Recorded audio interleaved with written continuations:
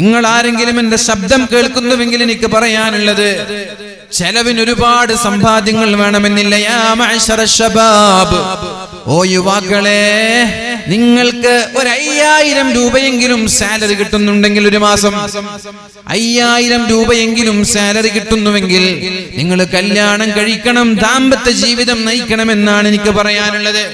അപ്പൊ ചോദിക്കും, 5000 സാലറി ഉള്ള എനിക്ക് എവിടുന്ന പെണ്ണ് കിട്ടാൻ? അതൊരു വിഷയമാണ്. പുതിയാപ്പിളയുടെ മുതലും സ്വത്തും സമ്പാദ്യവും വരുമാനവും നോക്കാതെ കെട്ടിച്ചും കൊടുക്കൂല. ദീനൊന്നും ആർക്കും വേണ്ട. ആരാ ഇവിടെ ദീനിന് പ്രാധാന്യം നൽകുന്നത്? അല്ലാഹുവിന്റെ ഹബീബായ റസൂലുള്ളാഹി സ്വല്ലല്ലാഹു അലൈഹി വസല്ലമ തങ്ങൾ പറഞ്ഞു, ആളുകൾ സമ്പത്തിന് വേണ്ടി കല്യാണം കഴിക്കുന്നവരുണ്ട്, തറവാട് നോക്കി കല്യാണം കഴിക്കുന്നവരുണ്ട്, സൗന്ദര്യം നോക്കി കല്യാണം കഴിക്കുന്നവരുണ്ട്. പക്ഷേ മുസ്ലിമീങ്ങളെ, നിങ്ങൾ കല്യാണം കഴിക്കേണ്ടത് ദീൻ നോക്കിയിട്ടാണെന്ന് പരിശുദ്ധ റസൂലുള്ളാഹ്. ഏത് മുസ്ലിമാ ഇവിടെ ദീൻ നോക്കിയിട്ട് കല്യാണം കഴിക്കുന്നത്? നിങ്ങൾ പറ. ഏത് മുസ്ലിമാണ്, ഏത് മുസ്ലിം കുടുംബമാണ് ദീൻ നോക്കിയിട്ട് കല്യാണം കഴിക്കുന്നത്? കുടിച്ചാലും കുഴപ്പമൊന്നുമില്ല, പൈസയും വലിയ വീടും വലിയ ബിസിനസ് ഒക്കെ ഉണ്ടെങ്കിലും മദീന, കുറച്ചൊക്കെ കുടിച്ചാലും കുഴപ്പമില്ല എന്ന രീതിയിലേക്ക് എത്തി എല്ലാവരും. കഞ്ചാവൊന്നും പ്രശ്നമില്ല, ലഹരിയൊന്നും പ്രശ്നമില്ല. ഇനി സമ്പാദിക്കുന്നത് ഹറാമാണോ ഹലാലാണോ എന്നുപോലും ശ്രദ്ധിക്കാതെ, ഇവന്റെ വരുമാനം ഹറാമായാലെന്ത് ഹലാലായാലെന്ത്, പുതിയാപ്പിളയുടെ കയ്യിൽ ക്യാഷ് ഉണ്ടായാൽ മതി എന്ന ചിന്തയിലേക്ക് നമ്മുടെ രക്ഷിതാക്കൾ മാറി. റസൂലുള്ളാഹി സ്വല്ലല്ലാഹു അലൈഹി വസല്ലമ തങ്ങൾ പറഞ്ഞു, ആഖിറുസ്സമാനായാൽ, ലോകാവസാനമായാൽ ആളുകൾക്ക് ഹറാമും ഹലാലും ഒരു വിഷയമല്ലാതെയായി മാറുമെന്ന് മുഹമ്മദ് മുസ്തഫ. അവർ എന്താ ഈ സമ്പാദിക്കുന്നത്? അമിനൽ ഹറാം അമിനൽ ഹലാൽ, ഇത് ഹറാമാണോ ഹലാലാണോ എന്ന് ശ്രദ്ധിക്കുകയേ ഇല്ല. എന്തായാലും പൈസ ഉണ്ടായാൽ മതി. എന്നാൽ അന്ന് ആ കാലത്തുള്ള ഉമ്മമാര്, പഴയ കാലത്തുള്ള സ്വഹാബീവര്യരുടെ ഉമ്മമാർ, ഭാര്യമാര് പറഞ്ഞിരുന്നത്, നിങ്ങൾ ജോലിക്ക് പോകുന്നത് ശരി തന്നെയാണ്, ഇന്നാ നസ്ബിറു അലൽ ജൂഅ് വലാ നസ്ബിറു അലന്നാർ. നിങ്ങൾ ജോലിക്ക് പോകുമ്പോൾ ഹലാലല്ലാത്ത സമ്പാദ്യം വീട്ടിലേക്ക് കൊണ്ടുവരരുതേ, മക്കളെ ഹലാലല്ലാതെ തീറ്റിക്കരുതേ. ഞങ്ങൾക്ക് ഹലാലായ ഭക്ഷണം മതി, ഞങ്ങൾക്ക് ഹലാലായ വസ്ത്രം മതി, ഹലാലായ വീട് മതി. ഹറാമ് കൊണ്ട് ഞങ്ങളെ ഭക്ഷിപ്പിക്കല്ലേ, ഹറാമ് കൊണ്ട് ഞങ്ങളെ നിങ്ങൾ വസ്ത്രം ധരിപ്പിക്കല്ലേ. ഞങ്ങൾക്ക് ഇവിടത്തെ പട്ടിണി കിടക്കാൻ ഞങ്ങൾക്ക് സാധിക്കും, ഒരു പക്ഷേ ഉള്ള വസ്ത്രം കൊണ്ട് അഡ്ജസ്റ്റ് ചെയ്യാനും നമ്മൾക്ക് സാധിക്കും. എന്നാൽ പാരത്രിക ലോകത്ത് നരകത്തിന്റെ ശിക്ഷ അനുഭവിക്കാൻ ഞങ്ങൾക്ക് കഴിയില്ല. അതുകൊണ്ട് ഹറാമ് കൊണ്ട് വീട്ടിലേക്ക് വരരുത് എന്ന് എല്ലാ ഭാര്യമാരും ഭർത്താവിനോട് ജോലിക്ക് പോകുമ്പോൾ പറയാറുണ്ടായിരുന്നു. എന്നാൽ ഇന്ന് ഏത് ഭാര്യമാരാണ് ഭർത്താവിന്റെ സമ്പത്ത് ഹലാലാണോ ഹറാമാണോ എന്ന് ശ്രദ്ധിക്കുന്നത്? നിങ്ങൾ പറ. അതിന് മക്കള് ചെറുപ്പക്കാരിങ്ങനെ വഴിതെറ്റുന്നു എന്ന് പറഞ്ഞാൽ മതി. ആരാ സത്യത്തിൽ ചെറുപ്പക്കാരാണ് ഈ വഴിതെറ്റുന്നത്? ചെറുപ്പക്കാരെ വഴിതെറ്റിയിട്ടൊന്നുമില്ല, അവരൊക്കെ നല്ലവരാ. എത്ര നല്ല മനുഷ്യന്മാരാണ് അവർ.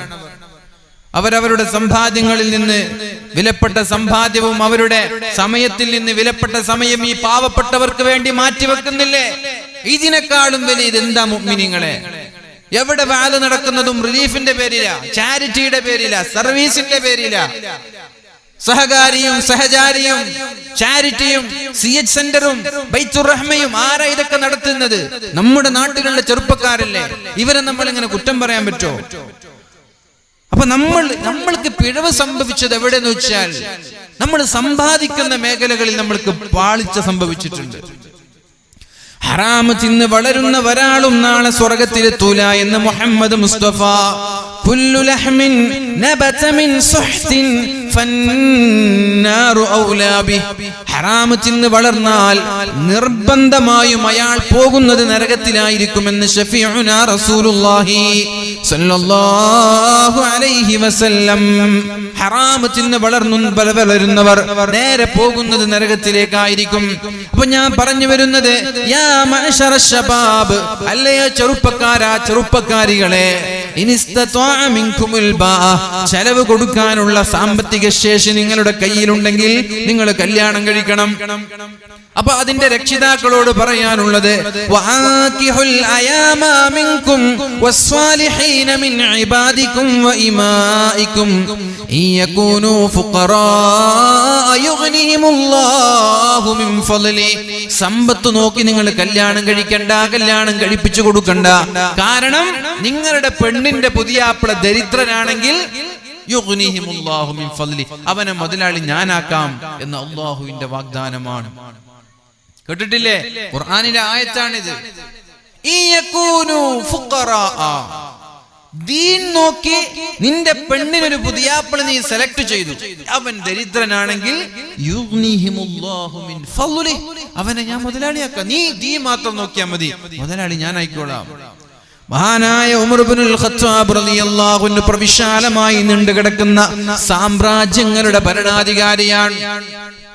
കിസ്റ, കൈസർ, കോട്ടകത്തളങ്ങളിലുള്ള സീസറും എല്ലാ ഭരണാധികാരികളും ഉമറിന്റെ പേര് കേൾക്കുമ്പോൾ വിറച്ചിരുന്ന ഒരു കാലം. ആ ഉമർ തന്റെ മകന് വിവാഹം കഴിച്ചു കൊടുക്കുന്നത് ഒരു ചെറ്റക്കൂട്ടിലുള്ള ഒരു പെണ്ണിനാണ് തന്റെ മകളെ കല്യാണം കഴിച്ചു കൊടുക്കുന്നത്. ഏതാണ് ആ മകളെന്നറിയോ? രാത്രി ഇങ്ങനെ നടക്കുമ്പോഴാണ് ഒരു ചെറ്റക്കൂട്ടിൽ നിന്ന് ഒരു വിളക്ക്, ഒരു വെളിച്ചം കാണാനിടയായത്. ആ വെളിച്ചം നോക്കി വീടിന്റെ അടുത്തേക്ക് പോയപ്പോഴാണ് ഉമ്മയും മകളും സംസാരിക്കുകയാണ്. എന്താണ് സംസാരം? അവര് പാല് വിറ്റ് ജീവിക്കുന്നവരാണ്. അന്നന്നത്തെ ദൈനംദിന ചെലവിന്റെ അവർക്ക് പാല് വിറ്റിട്ട് വേണം ക്യാഷ് കിട്ടാൻ. ഉമ്മ പറഞ്ഞു, മോളെ പാലിൽ അല്പം വെള്ളം ചേർക്കണം, എന്നാലേ ചെലവ് നടന്നു പോവുള്ളൂ. പാലിൽ കുറച്ച് വെള്ളം ചേർക്കണം, എന്നാലേ നമ്മുടെ ചെലവ് കഴിഞ്ഞു പോവുള്ളൂ. അപ്പോഴാണ് ആ പെണ്ണ് പറയുന്നത്, ഉമ്മാ, പാലിൽ വെള്ളം ചേർക്കാൻ പാടില്ല, ബിസിനസ്സിൽ വഞ്ചന നടത്താൻ പാടില്ല, ഹറാമായ കച്ചവടം നടത്താൻ പാടില്ല എന്ന് മഹാനായ അമീറുൽ മുഅ്മിനീൻ പറഞ്ഞതല്ലേ. അപ്പൊ ഉമ്മ ചോദിച്ചു, അമീറുൽ മുഅ്മിനീൻ മദീനയിലല്ലേ? അപ്പൊ പെണ്ണിന്റെ ചോദ്യം, എന്നാൽ അല്ലാഹു നമ്മെ കാണൂല ഉമ്മ. ഈ ചോദ്യം പുറത്തു നിന്ന് എല്ലാം കേൾക്കുന്ന ഉമർ റളിയല്ലാഹു അൻഹുവിനെ വല്ലാതെ സ്ട്രൈക്ക് ചെയ്യുന്നുണ്ട്. ഉടനെ തന്നെ ആ വീട് നോട്ട് ചെയ്ത് മദീന പള്ളിയിൽ പോയി പിറ്റേ ദിവസം രാവിലെ ആ ഉമ്മയെയും മകളെയും മദീന പള്ളിയിലേക്ക് വിളിച്ച് ആ പാവപ്പെട്ട പെണ്ണിനാണ് തന്റെ മകനെ കല്യാണം കഴിപ്പിച്ചു കൊടുക്കുന്നത് മഹാനായ ഉമർ ഇബ്നുൽ ഖത്താബ്. ആ ദമ്പതികളിൽ നിന്നാണ് ലോകം കണ്ട പ്രഗൽഭനായ ഭരണാധികാരി ഉമർ ഇബ്നു അബ്ദുൽ അസീസ് തങ്ങൾ ഉണ്ടായത്. ആരാ ഉമർ ഇബ്നു അബ്ദുൽ അസീസ് എന്നറിയോ? ബൈത്തുൽ മാലിലെ പൊതുമുതലിലെ സമ്പാദ്യങ്ങൾ മുഴുവനും തിന്ന് വീർത്തിരിക്കുകയാണ് അദ്ദേഹത്തിന്റെ മുമ്പ് കഴിഞ്ഞുപോയ ഭരണാധികാരികൾ. മഹാനായ മുആവിയ തങ്ങളുടെ മുആവിയ എന്ന് പറയുന്ന റളിയല്ലാഹു അൻഹു, അദ്ദേഹത്തിന്റെ പിൻഗാമിയായ യസീദായാലും സിയാദായാലും അബ്ദുൽ മലിക്കായാലും ഹിഷാമായാലും വലീദായാലും അദ്ദേഹത്തിന്റെ മുൻഗാമികളായ സുലൈമാനായാലും ഈ ഭരണാധികാരികളും അവരുടെ കുടുംബങ്ങളും ബൈത്തുൽ മാൽ ഒരു പ്രൈവറ്റ് പ്രോപ്പർട്ടിയാക്കി അതിന്റെ സമ്പാദ്യങ്ങളെല്ലാം തിന്ന് പൊതുജനങ്ങൾക്ക് ഉപയോഗമില്ലാതെ കിടക്കുന്ന ഒരു ബൈത്തുൽ മാലിനെയാണ് അദ്ദേഹം പഴയതുപോലെ ഉമർ തങ്ങളുടെ കാലത്തുള്ള പൊതുമുതൽ പോലെ അത് പൊതുജനങ്ങൾക്കുള്ളതാണെന്ന രീതിയിലേക്ക് മാറ്റുന്നത്. അതിൽ നിന്ന് പൊതുമുതലിലേക്ക് ഒരു ആപ്പിൾ വന്നപ്പോ ആ ആപ്പിൾ തിന്നാൻ വേണ്ടി തന്റെ പ്രിയപ്പെട്ട കൊച്ചുമോൻ ആ ആപ്പിൾ എടുത്ത് ഇങ്ങനെ കടിക്കാൻ നിൽക്കുമ്പോ തന്റെ മകന്റെ കയ്യിൽ നിന്ന് ആപ്പിൾ തട്ടിപ്പറിച്ചെടുത്തിട്ട് അത് ബൈത്തുൽ മാലിൽ കൊണ്ടിട്ടപ്പോ കരഞ്ഞുകൊണ്ടാണ് ഈ കൊച്ചുമോൻ ഉമ്മയുടെ സമീപത്തേക്ക് ചെന്നത്. കരഞ്ഞുകൊണ്ട് വീട്ടിലേക്ക് കടന്നു വരുന്ന മകനെ കണ്ടപ്പോ ഉമ്മ ചോദിച്ചു, എന്തിനാ കരയുന്നതെന്ന്.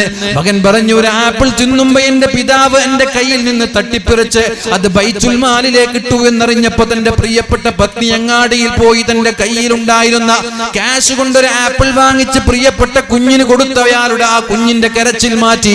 അങ്ങനെ മഹാനായ ഉമർ തങ്ങൾ വീട്ടിലേക്ക് കടന്നു വരുമ്പോഴാണ് ഈ കുഞ്ഞിങ്ങനെ ആപ്പിൾ തിന്നുന്നത് കാണാനിടയായത്. എവിടെന്നാണ് ഇത് കിട്ടിയതെന്ന് ചോദിച്ചപ്പോഴാണ് ആ ഉമ്മ പറയുന്നത്, ഭാര്യ പറയുന്നത്, അങ്ങാടിയിൽ പോയി ഞാൻ വാങ്ങിച്ചു കൊടുത്തതാണ്. അപ്പോഴാണ് കരയുന്ന കണ്ണുകളോടെ മഹാനായ ഉമർ ഇബ്നു അബ്ദുൽ അസീസ് തങ്ങൾ പറയുന്നത്, സത്യത്തിൽ ഞാൻ ആപ്പിൾ തട്ടിപ്പറിച്ചത് ആ കുട്ടിയുടെ കയ്യിൽ നിന്നല്ല, എന്റെ ഹൃദയത്തിൽ നിന്നാണ്, എന്റെ ഖൽബിൽ നിന്നാണ്. ഞാൻ ആലോചിച്ചത് പൊതുമുതലിൽ നിന്ന് ഈ ഒരു ആപ്പിൾ എന്റെ കുഞ്ഞ് കഴിച്ചാൽ നാളെ ആഖിറത്തിൽ അല്ലാഹുവിന്റെ കോടതിയിൽ ഞാൻ എന്ത് സമാധാനം പറയും എന്ന് ചിന്തിച്ചെന്റെ ഖൽബ് കൊണ്ട് ഞാൻ തട്ടിപ്പറിച്ചതാണ്. ഇതൊന്നും ആയിരുന്നില്ല ഉമർ ഇബ്നു അബ്ദുൽ അസീസ് തങ്ങളുടെ മുമ്പുള്ള ഭരണാധികാരികൾ ചെയ്തത്. കണ്ടമാനം അവരുടെ പോക്കറ്റ് വീർപ്പിക്കാനും കീശ വീർപ്പിക്കാനും ബൈത്തുൽ മാൽ പൊതുമുതൽ അവർ ഉപയോഗിച്ചു. എന്നിട്ട് എന്താ സംഭവിച്ചു എന്നറിയോ? 2.5 വർഷം കൊണ്ട് അദ്ദേഹം എല്ലാം മുൻകഴിഞ്ഞു പോയ ആ ബൈത്തുൽ മാലിൽ നിന്നുള്ള സമ്പാദ്യങ്ങൾ എടുത്ത എല്ലാ രാജാക്കന്മാരുടെ കുടുംബത്തിൽ നിന്നും സമ്പാദ്യങ്ങളെല്ലാം തിരിച്ചു പിടിച്ചുകൊണ്ട് ബൈത്തുൽ മാലിലേക്ക് നിർബന്ധിതനായി ബൈത്തുൽ മാലിൽ ഏൽപ്പിക്കുകയാണ്. 2.5 വർഷം ഭരിച്ചപ്പോ മുൻകാലത്ത് കഴിഞ്ഞു പോയ ഭരണാധികാരികളുടെ കുടുംബത്തിൽപ്പെട്ട ആളുകൾക്ക് മനസ്സിലായി, ഇദ്ദേഹം ഭരണം മുന്നോട്ട് കൊണ്ടുപോയാൽ ഞങ്ങളുടെ ജീവിതം കഷ്ടമായിരിക്കും. അതുകൊണ്ട് വിഷം കൊടുത്തുകൊണ്ട് 39ാമത്തെ വയസ്സിൽ മഹാനായ ഉമർ ഇബ്നു അബ്ദുൽ അസീസ് തങ്ങളെ വധിക്കുകയാ ചെയ്തത്. 39ാമത്തെ വയസ്സിൽ വിഷം കൊടുത്തുകൊണ്ടു. എന്തുകൊണ്ട്? മുതൽ കിട്ടുന്നില്ല, പൈസ കിട്ടുന്നില്ല. അതാണ് ഇവിടെ റസൂലുള്ളാഹി സ്വല്ലല്ലാഹു അലൈഹി വസല്ലമ തങ്ങൾ പറഞ്ഞത്, ഞാൻ ഭയക്കുന്നത് സാമ്പത്തിക അഭിവൃദ്ധിയെയാണ്, അതല്ലാതെ ദാരിദ്ര്യത്തെ അല്ല. അതുകൊണ്ട് എന്റെ പ്രിയപ്പെട്ട രക്ഷിതാക്കളെ, നിങ്ങൾ ദീൻ നോക്കുന്നവരാവുക. നിങ്ങൾക്ക് വലിയ സമ്പത്തൊക്കെ ഉണ്ട്, ഇഷ്ടംപോലെ സമ്പാദ്യങ്ങൾ ഉണ്ടാകും. അപ്പൊ പുതിയാപ്പിളയ്ക്ക് നല്ല സമ്പാദ്യം ഉണ്ടെങ്കിലേ കെട്ടിച്ചു കൊടുക്കൂ എന്നുള്ള ചിന്താഗതി മാറ്റി ദീൻ നോക്കി കല്യാണം കഴിപ്പിച്ചു കൊടുക്കുക. റസൂലുള്ളാഹി സ്വല്ലല്ലാഹു അലൈഹി വസല്ലമ തങ്ങൾ പറഞ്ഞു, നിങ്ങളുടെ മകൾക്ക് അനുയോജ്യമായ ഒരു ഇണയെ കിട്ടിയിട്ടും നിങ്ങൾ വിവാഹം കഴിപ്പിച്ചു കൊടുക്കാതെ പിന്തിപ്പിക്കുകയാണെങ്കിൽ തകുൻ ഫിത്നതുൻ വഫസാദുൻ കബീർ, ഭൂമിയിൽ ഒരുപാട് ഫിത്നകളും ഫസാദുകളും ഉണ്ടാകുമെന്ന് ശഫീഉനാ റസൂലുള്ളാഹി. എന്തുകൊണ്ടാ പിഴക്കുന്നത് മനസ്സിലാക്കിക്കോളൂ. എന്തുകൊണ്ടാ ഈ പിഴക്കുന്നത്? നമ്മൾ വഴിതെറ്റിപ്പോയി എന്നൊക്കെ പറയുന്നു. കാരണക്കാരാരാണ്? നബിച്ചങ്ങള് പറയാൻ, കുഫ്വത്ത ഒരു അനുയോജ്യമായ ഒരു ഇണയെ കിട്ടി പെണ്ണിന് കല്യാണം കഴിപ്പിച്ചു കൊടുക്കാതെ വൈകിപ്പിക്കുകയാണെങ്കിൽ ഭൂമിയിൽ ഒരുപാട് ഫിത്നകൾ ഉണ്ടാകും എന്ന് ശഫീഉനാ റസൂലുള്ളാഹ്. ഇനി ഞാൻ നിങ്ങൾക്ക് കല്യാണം കഴിക്കേണ്ട പ്രായം ഏതാണെന്ന് പറഞ്ഞു തരാം. ഒരു ആൺ ഏത് പ്രായത്തിലാണ്, പെണ്ണേത് പ്രായത്തിലാണ് കല്യാണം കഴിക്കേണ്ടത്? റസൂലുള്ളാഹി സ്വല്ലല്ലാഹു അലൈഹി വസല്ലമ തങ്ങൾ പറഞ്ഞു, ഇൻ വുലിദ ലഹു മൗലൂദുൻ ഫൽയുഹ്സിൻ ഇസ്മഹു വഅദബ. നിങ്ങൾക്ക് കുട്ടിയുണ്ടായാൽ ആ കുട്ടിക്ക് നിങ്ങൾ നല്ല പേര് നൽകണം. പിന്നെന്താ ചെയ്യേണ്ടത്? കുട്ടിക്ക് നിങ്ങൾ അദബ് പഠിപ്പിച്ചു കൊടുക്കണം. പിന്നെ എന്താ ചെയ്യേണ്ടത്? ഫഇൻ ബലഗ ഫൽയുസവ്വിജുഹു. പ്രായപൂർത്തി എത്തിയാൽ ഉടനെ തന്നെ കല്യാണം കഴിപ്പിച്ചു കൊടുക്കണമെന്ന് ശഫീഉനാ റസൂലുള്ളാഹ്. പ്രായപൂർത്തി എത്തിയാൽ കല്യാണം കഴിപ്പിച്ചു കൊടുക്കണം. എപ്പോഴാ ഒരു ആണിന് പ്രായപൂർത്തി എത്തുക? 15 വയസ്സ് മാക്സിമം പോയാൽ, അതിന് മുമ്പും പ്രായപൂർത്തിയാവാം. മാക്സിമം പോയാൽ 15 വയസ്സ്. ഒരു പെണ്ണിനോ 15 തന്നെ, അതിന് മുമ്പ് 9 മുതലേ പ്രായപൂർത്തിയാവാം. അപ്പൊ ഒരു പെണ്ണ് വിവാഹം കഴിക്കാനുള്ള പ്രായപൂർത്തിയാവലാണ്. 13 വയസ്സിനൊരു പെണ്ണ് പ്രായപൂർത്തിയായാൽ, പീരിയഡ്സ് തുടങ്ങിയാൽ ആ പെണ്ണ് വിവാഹം കഴിക്കാനുള്ള പ്രായമായി. മുഅ്മിനീങ്ങളെ, ഒരു ആണ് 15 വയസ്സായാൽ, ആ ആൺകുട്ടി പ്രായപൂർത്തിയായാൽ ആ കുട്ടിയും കല്യാണം കഴിക്കാനുള്ള പ്രായമായി. പക്ഷേ നമ്മുടെ ഇന്ത്യ രാജ്യത്തെ നിയമമനുസരിച്ച് ഒരു പെണ്ണിന് പ്രായപൂർത്തി എന്ന് പറയുന്നത് 18 ആണ്.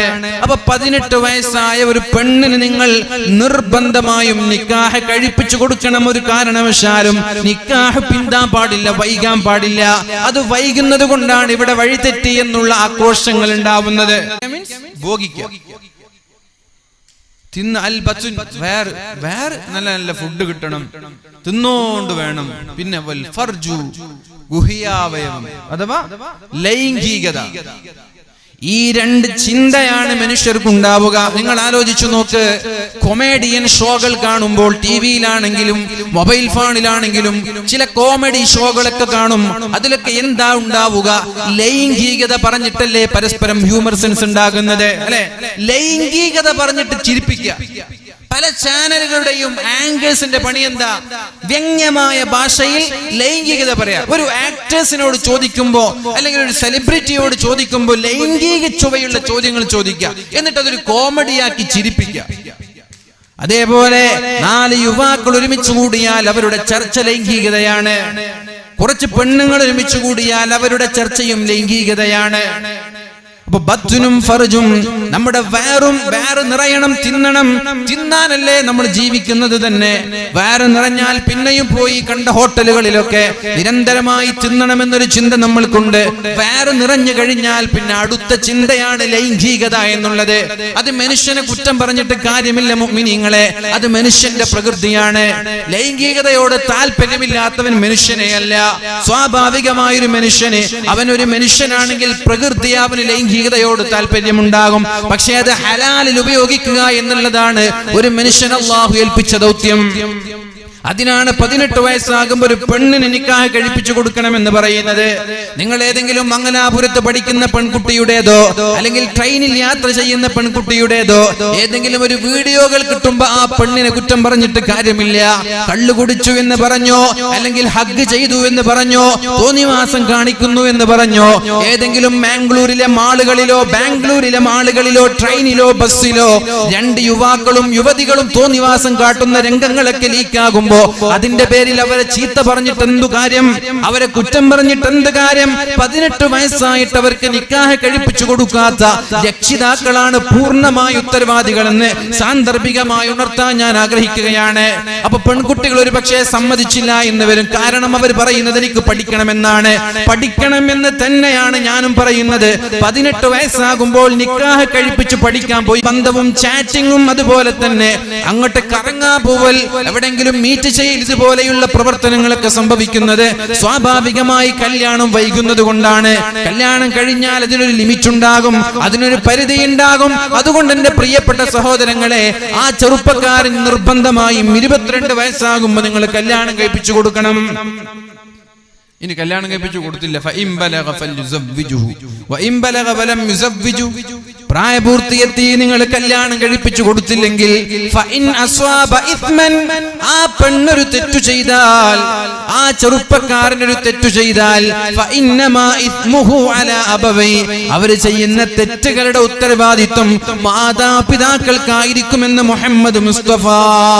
അപ്പൊ നിങ്ങൾ കാണുന്ന വീഡിയോ എവിടെ, ഏതെങ്കിലും ട്രെയിനിൽ 2 പേർ ഹഗ് ചെയ്യുന്നൊരു വീഡിയോ നിങ്ങൾ കണ്ടാൽ, കിസ് ചെയ്യുന്നൊരു വീഡിയോ നിങ്ങൾ കണ്ടാൽ, അതിന്റെ ഉത്തരവാദി അവരല്ല, അവരുടെ പാരന്റ്സ് ആണ്, രക്ഷിതാക്കളാണ്. എന്റെ പ്രായമായി നിങ്ങൾ കെട്ടിച്ചു കൊടുത്തില്ല.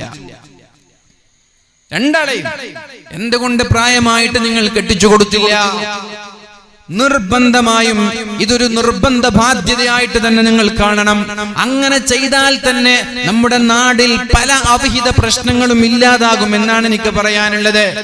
പിന്നെയും ചെയ്യുന്നവരുണ്ടാകാം, പക്ഷെ അത് വെരി റയർ ആണ്, വളരെ വിരളമാണ്. എന്റെ പ്രിയപ്പെട്ട സഹോദരങ്ങളെ, അക്കാഫ് എന്ന് പറയുന്ന ഞാൻ നേരത്തെ സൂചിപ്പിച്ച ചെറുപ്പക്കാരനോട് അല്ലാഹുവിന്റെ ഹബീബ് എന്താ ചോദിച്ചത്? എന്തേ നീ പ്രായമായിട്ടും കല്യാണം കഴിക്കാത്തത്? സമ്പത്തില്ലാഞ്ഞിട്ടാണോ? അദ്ദേഹം പറഞ്ഞു, സമ്പത്തുണ്ട് നബിയെ. അപ്പോഴാണ് നബി തങ്ങൾ പറഞ്ഞത്, പ്രായമായി സമ്പത്തുണ്ട് എന്നിട്ടും നീ കല്യാണം കഴിക്കാതിരിക്കുന്നത് നീ പിശാചിന്റെ സുഹൃത്തായതുകൊണ്ടാണ്. അഥവാ പിശാചുക്കൾക്ക് പ്രായമായിട്ടും കല്യാണം കഴിക്കാതെ ഒരു കാരണവുമില്ലാതെ കല്യാണത്തെ പിന്തിപ്പിക്കാൻ കഴിയുള്ളൂ എന്ന് മുഹമ്മദ് മുസ്തഫ. എന്നിട്ട് നബി തങ്ങൾ പറഞ്ഞൊരു ഡയലോഗ് ഉണ്ട്, ശിറാറുക്കും ഉസ്സാബുക്കും, നിങ്ങളുടെ കൂട്ടത്തിൽ ഈ ഏറ്റവും വികൃതി, ഏറ്റവും മോശക്കാർ, ഏറ്റവും ചമ്മാടികൾ, ശിറാറുക്കും ഏറ്റവും ചമ്മാടികൾ, ഉസ്സാബുക്കും കല്യാണം കഴിക്കാത്ത ബാച്ചിലേഴ്സ് ആയിരിക്കുമെന്ന് മുഹമ്മദ് മുസ്തഫ. വഅർദലു മൗതാക്കും ഉസ്സാബുക്കും, ഈമാൻ സലാമത്താവാതെ, ഈമാൻ നഷ്ടപ്പെട്ട് ആഖിബത്ത് മോശമായി മരിക്കുന്നവരും ബാച്ചിലേഴ്സ് ആയിരിക്കുമെന്ന് പരിശുദ്ധ റസൂലുള്ളാഹ് സ്വല്ലല്ലാഹു അലൈഹി വസല്ലം. അപ്പോഴാണ് അക്കാഫ് എന്ന് പറയുന്ന സുമുഖനായ ചെറുപ്പക്കാരൻ പറഞ്ഞത്, എന്നാൽ നബിയെ പെട്ടെന്ന് എനിക്ക് കല്യാണം കഴിപ്പിച്ചു തരൂ നബിയെ. ആ സദസ്സിൽ വെച്ച് തന്നെ അക്കാഫ് എന്ന് പറയുന്ന ചെറുപ്പക്കാരന് അല്ലാഹുവിന്റെ ഹബീബ് കല്യാണം കഴിപ്പിച്ചു കൊടുത്തു എന്ന് ഹദീസിൽ കാണാം. അപ്പൊ എന്താ കാരണം? ഈ വഴിതെറ്റി എന്ന് പറയുന്നത് എന്താ? സീസർ വിളിച്ചു, കല്യാണം കഴിഞ്ഞാൽ സീസർ വിളിക്കൂല. കഞ്ചാവ് അടിച്ചു, ബസ് സ്റ്റാൻഡൊന്നും ഇരിക്കൂല കല്യാണം കഴിഞ്ഞാല്. ബസ് സ്റ്റാൻഡിലെ പള്ളിയിൽ ഇരിക്കാൻ തന്നെ പേടിയാ, പെണ്ണുങ്ങൾ വിളിച്ച് അൽബാക്കും 5 മിനിറ്റ് വൈകി പോയാൽ. പിന്നല്ലേ ബസ് സ്റ്റാൻഡിൽ പോയിട്ടിരിക്കുക അല്ലേ? കാണുന്നില്ല കൂട്ടത്തിൽ 4-5 ആളുകൾ ഇരിക്കുമ്പോ ഒരു 9 മണിയാകുമ്പോ ഫോൺ വരാൻ തുടങ്ങും. അപ്പൊ അയാളെ എല്ലാം പോയില്ലെങ്കിൽ എന്താ പ്രശ്നം? പിന്നെ വീട്ടിൽ സ്വസ്ഥത കിട്ടൂലേ? മനുഷ്യൻ ആഗ്രഹിക്കുന്നത് സമാധാനമാണ്, മനുഷ്യൻ ആഗ്രഹിക്കുന്നത് സ്വസ്ഥതയാണ്. ഇവനൊരു സമാധാനത്തിന് വേണ്ടി ഫ്രണ്ട്സിന്റെ കൂടെ വന്നതാ. പക്ഷെ അപ്പോഴേക്കും ഭാര്യ പിടിക്കാൻ തുടങ്ങി. അപ്പോ അവന്റെ സ്വസ്ഥത നഷ്ടപ്പെട്ടു. എന്തേ? ഇനി പോയില്ലെങ്കിൽ ഭാര്യ പ്രശ്നമാക്കും, ഇവിടുന്ന് പോയാ ഫ്രണ്ട്സ് പ്രശ്നമാക്കും. എന്നാലും ഫ്രണ്ട്സിന്റെ പ്രശ്നം കുഴപ്പമില്ല, അത് പെട്ടെന്ന് തീരും. ഭാര്യയുടെ പ്രശ്നം പെട്ടെന്നൊന്നും. സല്ലല്ലാഹു അലൈഹി വസല്ലമ തങ്ങൾ പറഞ്ഞു, മൻ തസവ്വജ ബിംറഅത്തിൻ ഫഖദ അഹ്റസ തുലുസൈ ദീനി. നോക്കൂ നിങ്ങൾ നോക്ക്, നിങ്ങൾക്ക് വഴി തെറ്റുന്ന ചെറുപ്പക്കാരെ കുറിച്ചല്ലേ പറയേണ്ടത്. കേരളക്കാരിൽ ഏറ്റവും അതിഞ്ഞാലുണ്ടാവും ഒരു മാസം കഴിഞ്ഞിട്ട്. അവർക്കും വേണ്ട വിഷയം എന്താ? വഴി തെറ്റുന്ന യുവാക്കൾ. കുറച്ച് കഴിഞ്ഞിട്ട് മാണിക്കൂത്തുണ്ടാവും, അവർക്കും വേണ്ട എന്താ? വഴിതെറ്റുന്ന യുവാ. എല്ലാവർക്കും വേണ്ടത്. അപ്പൊ ഈ നോട്ടീസ് കാണുന്ന എന്താ വിചാരിക്കും? ഈ എപ്പോൾ ഈ വഴിതെറ്റുന്ന യുവാക്കൾ എന്നുള്ള വേദനയാണ് മതിയാക്കുന്നത്. അങ്ങനെ നാട്ടുകാർ വിചാരിക്കും. അപ്പൊ എന്റെ അഭിപ്രായം ഞാൻ പറഞ്ഞല്ലോ, എനിക്ക് കുട്ടികളൊക്കെ വഴിതെറ്റി എന്നുള്ളൊരു അഭിപ്രായം എനിക്കില്ല. നല്ല കുട്ടികളാണെന്നുള്ള അഭിപ്രായം എനിക്കുള്ളത്. കാരണം എനിക്കറിയാം എത്രയോ നല്ല സുഹൃത്തുക്കളുണ്ട്. ബാങ്ക് കൊടുക്കുമ്പോ പള്ളിക്ക് പോകുന്ന ചെറുപ്പക്കാരെ എനിക്കറിയാം. ബാങ്ക് കൊടുക്കുമ്പോ പള്ളിയിൽ നിന്ന് ഓടുന്ന ചെറുപ്പക്കാരും അറിയാം. അതുവരെ പള്ളിയിലുണ്ടാവും. ബാങ്ക് കൊടുക്കുമ്പോ പള്ളിയിൽ നിന്ന് മുങ്ങുന്ന ചെറുപ്പക്കാരും അറിയാം. ബാങ്ക് കൊടുക്കുമ്പോ യാത്രയിലാണ്. നല്ല യാത്ര ചെയ്യുന്നതിനിടയിൽ ബാങ്ക് കൊടുക്കുമ്പോ പള്ളിയിൽ വെച്ച് നിസ്കരിക്കുന്ന, ജമാഅത്തിൽ നിസ്കരിക്കുന്ന എത്ര നല്ല ചെറുപ്പക്കാരുണ്ട്. ഇതൊന്നും പണ്ടുണ്ടായിരുന്നില്ല. നമ്മുടെ ഉപ്പമാരെ തലമുറ ഒന്നും ഇങ്ങനെ ഉണ്ടായിട്ടില്ല. ഇതൊക്കെ ഇന്ന് തുടങ്ങിയതാ ഈ നിസ്കാരവും ഈ ദീനും. സമ്പാദ്യത്തിൽ ഹറാമ് വരുമോ എന്ന് പേടിച്ച് സമ്പാദ്യം ഹറാമിന്റെ ലക്ഷണമുണ്ട് എന്ന് തോന്നി ജോലി തന്നെ ഉപേക്ഷിച്ച്, ജോലി കിട്ടിയില്ലെങ്കിലും വേണ്ട വേറെ എന്തെങ്കിലും ജോലി മതി എന്ന് പറഞ്ഞ് ജോലി ഉപേക്ഷിക്കുന്ന 100 കണക്കിന് ചെറുപ്പക്കാരറിയാം. സത്യത്തിൽ അതൊരു പലിശയോ അത് ഹറാമോ ഒന്നും അല്ല നമ്മൾ ആലോചിക്കുമ്പോ. പക്ഷെ എന്നാലും ചെറിയ ഒരു കൺഫ്യൂഷൻ ഉണ്ടല്ലോ, എനിക്ക് വേണ്ട. നോക്കണം, നിങ്ങൾ സൂക്ഷ്മത നോക്കണം ചെറുപ്പക്കാരുടെ. ഈ ചെറുപ്പക്കാരൊക്കെ വഴിതെറ്റി എന്ന് പറഞ്ഞാൽ അല്ല വെറുതെ വിടോ? നിങ്ങൾ പറയാം, അല്ല വെറുതെ വിടും ഈ ചെറുപ്പക്കാരൊക്കെ വഴിതെറ്റി എന്ന് പറഞ്ഞാല്? എന്താ വിഷയം? ജോലി ചെയ്യുന്ന സ്ഥാപനത്തിൽ അമ്പലങ്ങളിലേക്കുള്ള ബിംബം വിൽക്കുന്നുണ്ട്, ഐഡൽസ്, ബിംബങ്ങൾ വിൽക്കുന്നുണ്ട്. ദീപാവലിയൊക്കെ വരുമ്പോ ഗൾഫിൽ. അപ്പൊ ഇയാളുടെ ഷോപ്പല്ല, ഇയാൾ ആ ഷോപ്പിൽ ഒരു സ്റ്റാഫാണ്, ഇയാൾ ഉത്തരവാദിയല്ല, ഇയാൾ കച്ചവടം ചെയ്യാണ്. പക്ഷെ മനസ്സിനൊരു സമാധാനമില്ല. ഇതൊരു ബിംബങ്ങളെ ആരാധിക്കാൻ ഞാൻ സഹായിക്കുന്നത് പോലെയല്ലേ ആവുക? നല്ല ഒരു സാലറി ഉള്ള ഒരു ജോലി ഒഴിവാക്കി വേറൊരു ജോലിക്ക് പോയി അതിന്റെ പകുതി സാലറി മറ്റു ജോലിക്കുള്ളൂ. ഇങ്ങനെ എത്രയെത്ര സംഭവങ്ങളുണ്ട് എനിക്കറിയാം. എൻ്റെ ഒരു സുഹൃത്ത് ഞെരിയാണിക്ക് താഴെ പാൻസ് ധരിക്കണം എന്ന കാരണത്താൽ ജോലി ഒഴിവാക്കി ഖത്തറിൽ നിന്ന് വന്ന ഒരു സുഹൃത്തിനെ എനിക്കറിയാം. ഞാൻ പറയുന്നത്, ഇങ്ങനെയൊക്കെ നല്ല നല്ല മാതൃകാ യോഗ്യരായ ചെറുപ്പക്കാരുണ്ടാകുമ്പോ നിങ്ങളുടെ കൂട്ടത്തിലും ഉണ്ടാകും അത്രത്തോളം സൂക്ഷ്മത കാണിക്കുന്ന നല്ലവരായ ചെറുപ്പക്കാർ. ചെറുപ്പക്കാരെ കാണുന്നില്ല, അത് വേറെ വിഷയമാണ്. അതിന് പിന്നെ വേദന മുമ്പ് കബഡി തന്നെ വെക്കേണ്ടി വരും. ചെറുപ്പക്കാരെല്ലാരും വരണമെങ്കിൽ വേദന മുമ്പ് കബഡി അല്ലേ നിങ്ങൾ വെച്ച കബഡി എന്താ വെച്ച കബഡി അല്ലേ? കബഡി തന്നെ വെക്കേണ്ടി വരും. അരമണിക്കൂർ കബഡി കേൾക്കുക. ഇവര് ജീവിതത്തിൽ കേട്ടിട്ടുണ്ടാവില്ല. പിന്നെ ആരോടെ ഈ പറയേണ്ടത്? കുത്തുബയുടെ ഇടയിൽ ആ ഇരുത്തുണ്ടല്ലോ, ആ ഇരുത്തത്തിലൊക്കെ സംസാരിച്ചാൽ കൂട്ടും. അല്ലെങ്കിൽ നിസ്കാരത്തിന് മുമ്പ് സംസാരിച്ചാൽ, അല്ലെങ്കിൽ സലാം വീട്ടുന്നതിന് മുമ്പ് സംസാരിച്ചാൽ കൂട്ടും. സലാം വീട്ടിന് ശേഷം കിട്ടൂല, സലാം വീട്ടുന്നതിന് മുമ്പ് സംസാരിച്ചാൽ കൂട്ടും. അപ്പൊ ഞാൻ പറയുന്നത്, നമ്മൾ ഇരിക്കാനുള്ള ഒരു സന്മനസ് കാണിക്കുക. അത് നമ്മൾ ഇങ്ങനെ അവരെ അടുപ്പിക്കുക. എല്ലാരും അവർക്ക് ചില ചെറുപ്പക്കാർക്ക് തോന്നാൻ നമ്മൾ ഇതിന്റെ ആളൊന്നുമല്ല, നമ്മൾ ഇതിന് പറ്റിയ ആളൊന്നുമില്ല. അതിന് ഒരു വേല വെക്കുന്ന ആള് വേറെ, കളി വെക്കുന്ന ആള് വേറെ. നമ്മളൊക്കെ കളിന്റെ ടീമാണ്. അപ്പൊ ഞങ്ങൾ ഇതിന് പെട്ട ആളൊന്നുമല്ല എന്നൊരു ബോധം നാട്ടിൽ ഇല്ലാതിരിക്കുക. എല്ലാവരും ഒന്നാണ്, നമ്മളൊക്കെ ഒന്നാണ്. ഇതിലാരും ഏറ്റക്കുറച്ചിലില്ല. നിങ്ങളെ ഞാൻ പറഞ്ഞല്ലോ, നമ്മളെ കൊണ്ട് ഈ ഭൂമിയിലുള്ള എല്ലാവരെ കൊണ്ട് എന്തെങ്കിലും ഒരു ഉപകാരം ഈ ഭൂമിക്കുണ്ട്. സമ്പത്തുള്ളവൻ മാത്രം ഇവിടെ ഉണ്ടെങ്കിൽ ആരെ ഇവിടെ ജോലി ചെയ്യുക? എല്ലാവരും വാല് പറഞ്ഞ ആരെ ഇവിടെ കേൾക്കുക? എല്ലാവരും ഡോക്ടർമാരായാൽ പിന്നെ ആരെ ഇവിടെ പേഷ്യന്റ് ഉണ്ടാവുക? എല്ലാവരും ഡോക്ടർമാർ. എല്ലാവരും തൊഴിലാളികളായാൽ ഈ തൊഴിലാളികൾക്ക് ആരാ ശമ്പളം കൊടുക്കുക? അപ്പൊ എല്ലാരും വേണം. വാല് പറയുന്നവർ വേണം, കേൾക്കുന്നവർ വേണം, ഓപ്പറേറ്റർ വേണം, അതേപോലെ തന്നെ ഡോക്ടർമാർ വേണം, പേഷ്യന്റ് വേണം, ടീച്ചേഴ്സ് വേണം, സ്റ്റുഡൻസ് വേണം, കൂലിത്തൊഴിലാളികൾ വേണം. ഈ പലചരക്ക് കച്ചവടക്കാർ വേണം, മാളുകൾ ഉണ്ടാക്കുന്നവർ വേണം. ഇവരൊക്കെ ഉണ്ടെങ്കിലേ ഈ ഭൂമിയുടെ ബാലൻസ് ഇങ്ങനത്തെ ഒരു സന്തുലിതാവസ്ഥയിൽ പോവുള്ളൂ, ബാലൻസ് കീപ്പ് ചെയ്യുള്ളൂ. അപ്പൊ നമ്മൾ ചെയ്യേണ്ടത് എന്താണ്? നമ്മൾ അവരൊക്കെ അടുപ്പിക്കാൻ വേണ്ടി ശ്രമിക്കുക. വാല് വെക്കുമ്പോൾ അവരൊക്കെ ഈ സംഘാടക സമിതിയിൽ ഉൾപ്പെടുത്തുക, അവരൊക്കെ ഇതിന്റെ വളണ്ടിയർമാരാക്കുക. എന്തെങ്കിലും ഒരു റോൾ എല്ലാവർക്കും കൊടുക്കുക. നാട്ടിലുള്ള ഈ കുട്ടികൾക്കൊക്കെ എന്തെങ്കിലും ഒരു റോൾ കൊടുക്കുക. തുടക്കം മുതൽ അവസാനം വരെ അവർക്ക് നല്ലൊരു ഫുഡ് കൊടുക്കുക. ഇതൊക്കെ ഇതിന്റെ ഒരു ഭാഗമാണ്, വാതിന്റെ ഒക്കെ ഭാഗമാണ്. ഭക്ഷണമൊക്കെ കൊടുക്കുക. ഭക്ഷണമൊക്കെ കൊടുക്കുമ്പോൾ എല്ലാവരും വരും, അതൊരു സന്തോഷമാണ്. ഭക്ഷണം വീട്ടിൽ നിന്ന് കിട്ടാഞ്ഞിട്ടൊന്നല്ല, ഒന്നിച്ചിരുന്നിട്ടൊരു ഭക്ഷണം കഴിക്കലൊക്കെ ഒരു സന്തോഷം. അപ്പൊ നമ്മളെല്ലാവരും ഒരുമിച്ച് കൂടണം. അള്ളാഹു തൗഫീക്ക് നൽകട്ടെ, അള്ളാഹു നമ്മെ അനുഗ്രഹിക്കട്ടെ.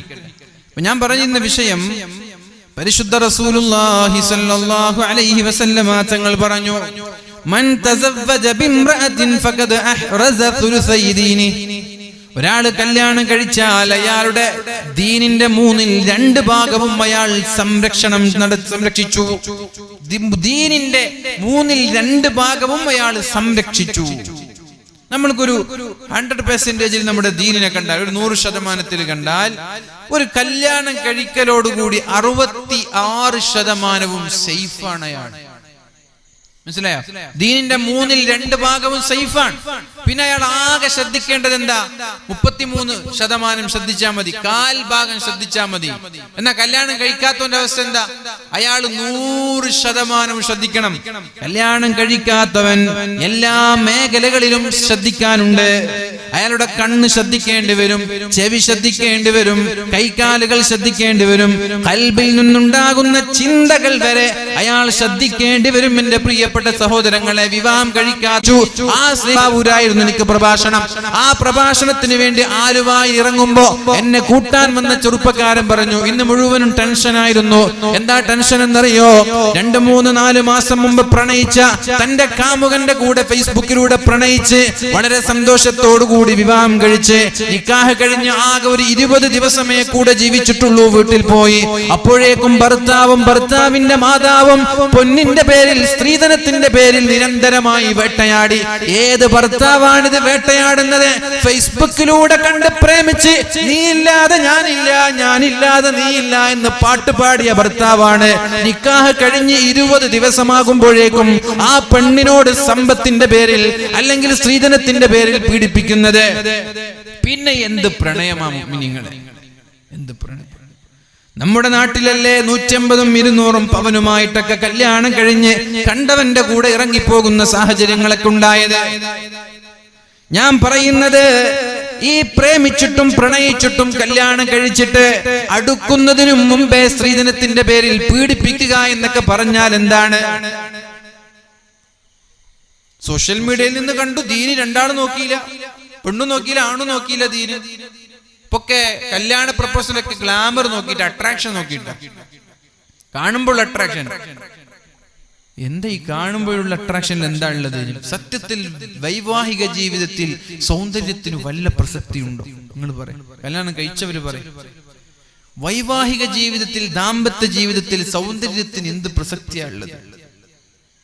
അവിടെയുള്ള പ്രസക്തി മനസ്സിന്റെ ശുദ്ധിക്കാൻ, ക്ഷമയുള്ള ശരീരം, ക്ഷമയുള്ള മനസ്സ്, ഏത് പ്രതിസന്ധിയിലും പിടിച്ചു നിൽക്കാൻ കരുത്തുള്ള മനസ്സ്, സ്വഭാവമുള്ള മനസ്സ്, സംശുദ്ധമായ മനസ്സ്, ഇതുള്ളവർക്ക് ദാമ്പത്യ ജീവിതത്തിൽ വിജയിക്കാൻ കഴിയുള്ളൂ. സൗന്ദര്യത്തിന് ഒരു പ്രസക്തിയില്ല.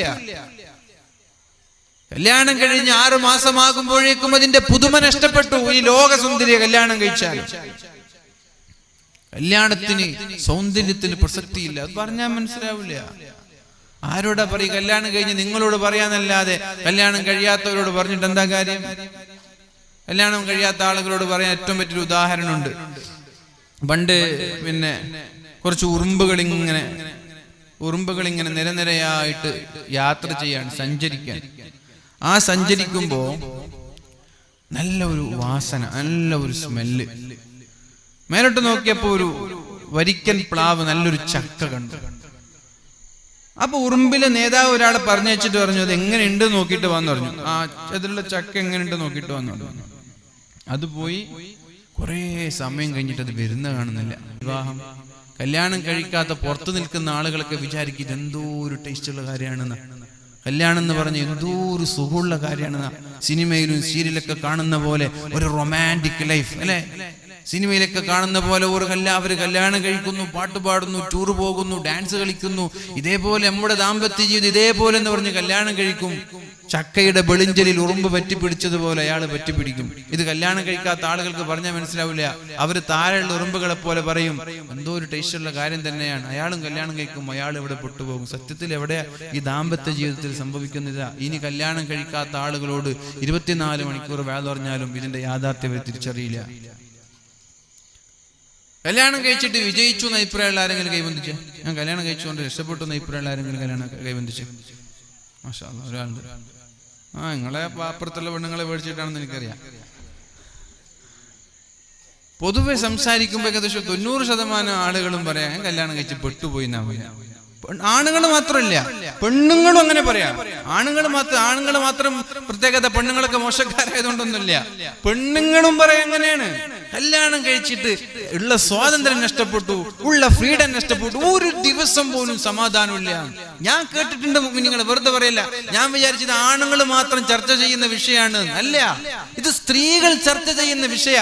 കല്യാണം കഴിഞ്ഞിട്ട് ഒരു ദിവസം പോലും സമാധാനമില്ല. നമ്മൾ കാണുന്നത് എങ്ങനെ, ഒരു ബുള്ളറ്റിൽ ഇങ്ങനെ കെട്ടിപ്പിടിച്ച് പോകുന്നതൊക്കെ കാണുമ്പോ എത്ര നല്ല ജീവിതമാണ് അവരുടെ എന്നൊക്കെ പുറത്തുനിന്ന് പറയും. സത്യം പറഞ്ഞാൽ കെട്ടിപ്പിടിച്ച് എന്തെന്നറിയോ, എവിടെങ്കിലും കൊണ്ടുപോയി തട്ടാതിരിക്കാൻ വേണ്ടിയിട്ടാണ് കെട്ടിപ്പിടിച്ച്, പോവാണെങ്കിൽ രണ്ടാളും വീഴട്ടെന്ന് പറഞ്ഞിട്ടാ. അല്ലാതെ സ്നേഹം കൊണ്ടൊന്നല്ല. നിങ്ങൾ വിചാരിക്കണ്ട, എനിക്ക് എത്ര ഹസ്ബൻഡ്മാർ, എത്ര ദമ്പതികൾ, എത്ര ഭർത്താക്കന്മാർ വീട്ടിൽ നിന്ന് ഇറങ്ങുമ്പോൾ തുടങ്ങും കാറിൽ തല്ല്. സ്വന്തം വീട്ടിൽ തല്ലാക്കാൻ കഴിയില്ല. കാരണം എന്താ, അവിടെ ഉപ്പയും ഉമ്മയൊക്കെ ഉണ്ടാകുമ്പോ ഒച്ച ഉണ്ടാവും. മോശമല്ലേ? അപ്പൊ അവരെന്ത് വിചാരിക്കും, ഭർത്താവിന്റെ ജ്യേഷ്ഠന്റെ ഭാര്യ ഉണ്ടാകും, അഞ്ചന്റെ ഭാര്യ ഉണ്ടാകും, പെങ്ങന്മാരുണ്ടാകും. അതുകൊണ്ട് അവിടെ ഇങ്ങനെ ഒച്ച ഉണ്ടാക്കാന്നില്ല. കാറിൽ കയറിയിട്ട് വൈഫ് ഹൗസിലേക്ക് പോവാൻ, വൈഫ് ഹൗസിൽ എത്തുന്നത് വരെ തല്ല. ഇഷ്ടംപോലെ ആളുകൾ, ഇതൊരുപാട് ആളുകൾ ഷെയർ ചെയ്തത് കൊണ്ട് ഞാൻ പറയാണ്, കാറിൽ മുഴുവൻ തല്ല വീട്ടിലേക്ക് എത്തുന്നതിന്. എന്നിട്ട് അവിടെ എത്തുമ്പോൾ മാഷാ അല്ലാഹ് കയ്യിലും പിടിച്ച് ഇങ്ങനെ സന്തോഷത്തിൽ ഫ്രൂട്ട്സും ബേക്കറിയൊക്കെ കൊണ്ടുപോയി അമ്മായിമ്മ എന്താ വിചാരിക്കാം, മാഷാ അല്ലാഹ് നല്ല ജീവിതമാണ് മാഷാ അല്ലാഹ് എന്ന് പറയും. ഓൾമോസ്റ്റ് ഇങ്ങനെയാണ്. എന്തുകൊണ്ട് ഇത് സംഭവിക്കുന്നു എന്ന് ചോദിച്ചാൽ, പരസ്പരം അങ്ങോട്ടും ഇങ്ങോട്ടും സഹകരിക്കാൻ രണ്ടാളും തയ്യാറാവുന്നില്ല എന്നതാണ്. ഭർത്താവിന്റെ ഭാഗത്ത് തെറ്റ് കണ്ടാൽ അത് ഉൾക്കൊള്ളാനും അഡ്ജസ്റ്റ് ചെയ്യാനും ഭാര്യ തയ്യാറാവുന്നില്ല. പൊതുവെ സ്ത്രീകൾക്ക് ഒരു പൊസസീവ്നെസ് കൂടുതലാണ്. ഞങ്ങളുടെ ഭർത്താവ്, വേറൊരാൾക്കില്ല. ചങ്ങാതിമാരുടെ അടുത്ത് പോലും പോകാൻ പാടില്ല, ഉമ്മയോട് പോലും കൂടുതൽ മിണ്ടാൻ പാടില്ല, പെങ്ങളോട് പോലും മിണ്ടാൻ പാടില്ല. അങ്ങനെയൊക്കെ ചിന്തിക്കുന്ന പൊസസീവ്നെസ് ഉള്ള ഭാര്യമാർ. എന്തെങ്കിലും എവിടേക്കെങ്കിലും കൊണ്ടുപോകാൻ പറഞ്ഞു, ഉദാഹരണം പറയാം, ഭാര്യയെ എവിടേക്കെങ്കിലും കൊണ്ടുപോകാൻ പറഞ്ഞു, ഭാര്യ അന്ന് കൊണ്ടുപോയില്ല. പിറ്റേ ദിവസം ഉമ്മ പറഞ്ഞു, നിന്റെ ജ്യേഷ്ഠന്റെ ഭാര്യക്ക് സുഖമില്ല. അങ്ങനെ ഉമ്മയും ജ്യേഷ്ഠന്റെ ഭാര്യയും കൂടി ഹോസ്പിറ്റലിൽ പോവാണ്. അപ്പൊ ഈ പെണ്ണുങ്ങൾ പ്രശ്നമായി, ഞാൻ പറഞ്ഞാൽ കൊണ്ടുപോകാൻ കഴിയില്ല, നിങ്ങൾക്ക് ജ്യേഷ്ഠന്റെ ഭാര്യയെ കൊണ്ടുപോകാൻ പറ്റും, നിങ്ങൾക്ക് ഉമ്മാനെ കൊണ്ടുപോകാൻ പറ്റും, നിങ്ങൾക്ക് നിങ്ങളെ പെങ്ങളെ കൊണ്ടുപോകാൻ പറ്റും, ഞാൻ പറഞ്ഞാൽ കൊണ്ടുപോകാൻ പറ്റൂല. സത്യത്തിൽ ഉമ്മ പറയുമ്പോൾ ഒരു ഭർത്താവിന് കേൾക്കാതിരിക്കാൻ കഴിയോ, ഒരു മകന് കേൾക്കാതിരിക്കാൻ കഴിയോ? ഇതല്ലേ സത്യത്തിൽ ദാമ്പത്യ ജീവിതത്തിലൊക്കെ നടക്കുന്ന യാഥാർത്ഥ്യങ്ങൾ. ഇത് പറയാതിരുന്നിട്ട് എന്താ കാര്യം? ഇതെല്ലാവർക്കും അറിയുന്ന ഫാക്റ്റാണ്. ഓൾമോസ്റ്റ് എല്ലാവരുടെ ജീവിതത്തിൽ സംഭവിക്കുന്നത് ഇത് തന്നെയാണ്. അപ്പൊ ഞാൻ പറയുന്നത് എന്റെ പ്രിയപ്പെട്ട സഹോദരിമാരോട്, ഒരല്പമെങ്കിലും ഈ പൊസസീവ്നെസ് മാറ്റിവെക്കുക. എന്റെ ഭർത്താവ് എനിക്കേ ഉള്ളൂ, നിങ്ങൾ മാത്രമല്ലല്ലോ കല്യാണം കഴിച്ചു, ലോകത്തെല്ലാരും കല്യാണം കഴിച്ചിട്ട് ഈ കുട്ടികളൊക്കെ ഉണ്ടായത്. നിങ്ങൾ ആദ്യമായിട്ട് കല്യാണം കഴിച്ചവർ എന്റെ ഭർത്താവ് എനിക്ക് മാത്രം എന്നുള്ള ചിന്ത മാറ്റിവെക്കുക. നിങ്ങൾ വേറെ എന്തെങ്കിലും വായനയിലൊക്കെ എൻഗേജ് ആവുക. വായന, പുസ്തകങ്ങൾ വാങ്ങി വായിക്കുക. അതല്ലാതെ നിരന്തരമായിട്ട് അവിടെ പോകുന്നതും ഇവിടെ പോകുന്നതും വൈകി വരുന്നതും പറഞ്ഞത് കേട്ടില്ല എന്നൊക്കെ പറഞ്ഞിട്ടുള്ള ഈ അലമ്പ് വർത്തമാനങ്ങൾ, ആവശ്യമില്ലാത്ത പക്വതയില്ലാത്ത കിരികിരിയാക്കുന്ന സ്വഭാവം നിർത്തിവെക്കുക. ദാമ്പത്യ ജീവിതത്തിൽ സന്തോഷം വേണം, എങ്കിലേ ഒരാൾക്ക് വീട്ടിലേക്ക് കയറാൻ സന്തോഷം ഉണ്ടാവുള്ളൂ. എന്തുകൊണ്ടാണ് ചെറുപ്പക്കാർ കല്യാണം കഴിഞ്ഞിട്ടും പലരും വീട്ടിൽ കയറാതിരിക്കുന്നത്? വീട്ടിലെത്തിയാൽ നമ്മുടെ മക്കളെ എത്രത്തോളം അള്ളാഹു സൂക്ഷിക്കാൻ നമ്മളെ ഏൽപ്പിച്ചിട്ടുണ്ട് എന്നുള്ള ദൗത്യം, ഉത്തരവാദിത്തത്തെ കുറിച്ച് നിങ്ങൾ ബോധവാന്മാരാവണം. ആദ്യം പറഞ്ഞു, അല്ലബ്നാഉ അമാനതും ഫീ അനാഖികും, അള്ളാഹു സൂക്ഷിക്കാൻ ഏൽപ്പിച്ച മുതലാണ് നമ്മുടെ മക്കൾ. ഗർഭകാലത്ത് ഭർത്താക്കന്മാർ, ഭാര്യയും ഭർത്താവും തമ്മിൽ അടിപിടി കൂടുന്നത് വരെ നമ്മുടെ മക്കളെ ബാധിക്കുന്നു എന്നാണ് സൈക്കോളജി പറയുന്നത്. നിങ്ങൾ ആലോചിച്ചിട്ടുണ്ട്, നിങ്ങൾക്കൊരു കുട്ടി ഉണ്ടായി, 2 കുട്ടികളുണ്ടായി. ആ കുട്ടികൾ അടിക്കാൻ പഠിക്കുന്നത് എവിടുന്നാ? വേറെ കുട്ടികളൊന്നും വീട്ടിലില്ല. വേറെ ഒരു കുട്ടിയും വീട്ടിലില്ല. എന്നാ ഈ കുട്ടി എവിടുന്ന് അടിക്കാൻ പഠിച്ചത്, മാന്താൻ പഠിച്ചത്? നിങ്ങൾ കണ്ടില്ലേ, ചെറിയ 2 വയസ്സും 3 വയസ്സുള്ള കുട്ടികൾ പരസ്പരം അടിപിടി കൂടുമ്പോ പിടിച്ച് മാന്തും, മുടി പിടിച്ച് വലിക്കും. എവിടുന്നാ മുടി പിടിച്ച് വലിക്കാൻ പിടിച്ചത്?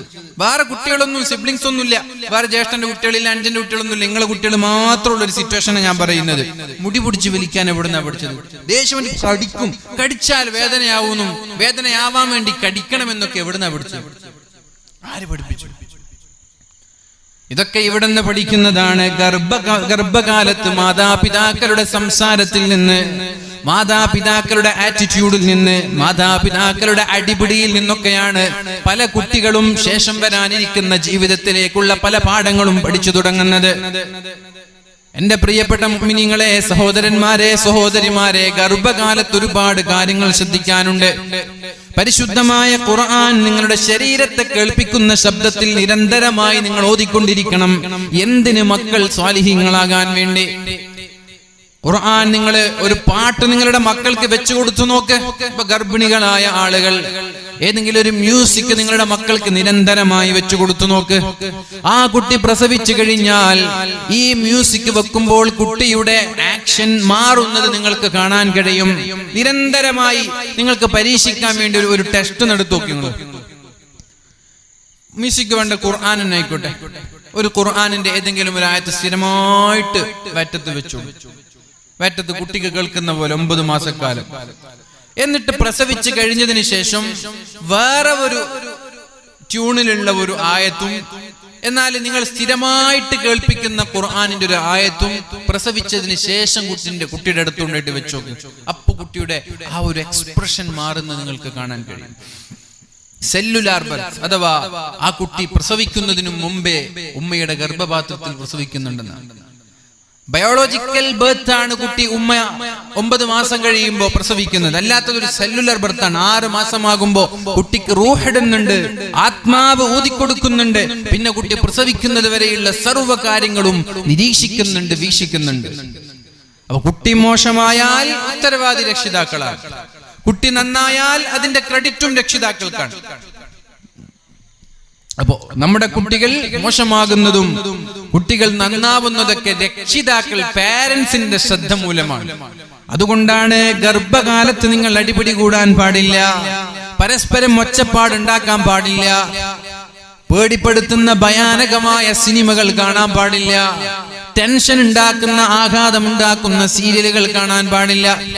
ഹറാമായതിൽ നിന്ന് പൂർണ്ണമായി വിട്ടു നിൽക്കണം. ഒരു 9 മാസം കഴിവിന്റെ പരമാവധി വുളൂഇലാവാനും ഒരുപാട് നേരം പരിശുദ്ധമായ ഖുർആൻ ഓതാനും, ഉറങ്ങുന്ന സമയത്ത് മൊബൈൽ ഫോണിൽ പരിശുദ്ധമായ ഖുർആൻ നിങ്ങൾ ഓൺ ചെയ്ത് ഉറങ്ങിയാൽ അതൊക്കെ വലിയ ഉപകാരം ചെയ്യും ഭാവിയിൽ നിങ്ങളുടെ മക്കൾക്ക്. പ്രസവിച്ചു കഴിഞ്ഞതിന് ശേഷം ആദ്യത്തെ 2 വർഷക്കാലം കുട്ടിക്ക് ഒന്നും ഓർമ്മയില്ല, ഒന്നും അറിയില്ല. നമ്മൾക്ക് ആർക്കും ആ 2 വർഷക്കാലം എന്തു ചെയ്തു എന്ന് പറയാൻ കഴിയില്ല. ആർക്കെങ്കിലും കഴിയോ? ഇവിടെ ഇരിക്കുന്ന ആർക്കെങ്കിലും 1 വയസ്സ് മുതൽ 2 വയസ്സ് വരെയുള്ള ഏതെങ്കിലും ഒരു കാര്യം ഓർത്തെടുക്കാൻ കഴിയോ? നമ്മളൊക്കെ ഉമ്മമാരുടെ മുലപ്പാല് കുടിച്ചവരാണ്. ഏതെങ്കിലും ഒരു പ്രാവശ്യം ഉമ്മയുടെ മുലപ്പാല് കുടിച്ചത് നിങ്ങൾക്ക് ആർക്കെങ്കിലും ഓർമ്മയുണ്ടോ? ആർക്കെങ്കിലും സദസ്സിലുള്ള ആർക്കെങ്കിലും ഓർമ്മയുണ്ടോ ഉമ്മയുടെ മുലപ്പാല് കുടിച്ച്?